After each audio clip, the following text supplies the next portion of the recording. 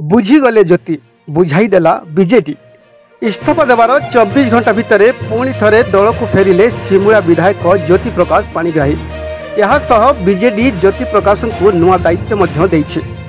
बालेश्वर जिला सभापति भाव ज्योति प्रकाश पाणिग्राही को गुरुत्वपूर्ण दायित्व देइछन्ति नवीन पट्टनायक। बीजेडी इस्तीफा देवा पर ज्योति को नवीन निवास डकर आसाला।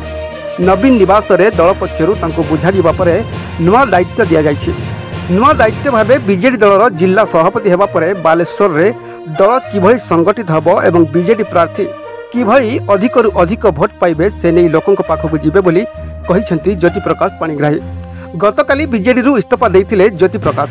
यह तांको विधायक भाव सिमुलावासी सेवा करिवार सुजोग देइथिबारु मुख्यमंत्री को धन्यवाद मध्य जणाइथिले। ये 50 वर्षर संपर्क प्रभात पुरुष विजु पट्टनायक एवं आमर माननीय मुख्यमंत्री नवीन पट्टनायक सहित मोर बापा एवं मोर ये कोह सहित कष्ट सहित त्याग कले भी मन बुझिलानी जे अंक को छाड़ी आम किपरि जीवु माननीय मुख्यमंत्री छाड़ी किपरि जीवु तेणु ये पदक्षेप निगला जे आगामी दिन में जिलार सभापति दायित्व हिसाब से जो देते आम जिला को सुदृढ़ करवा एवं अधिकरु अधिक विधायक एवं दुईटी सांसद किभली जितबे से दिगरे पदक्षेप नेब।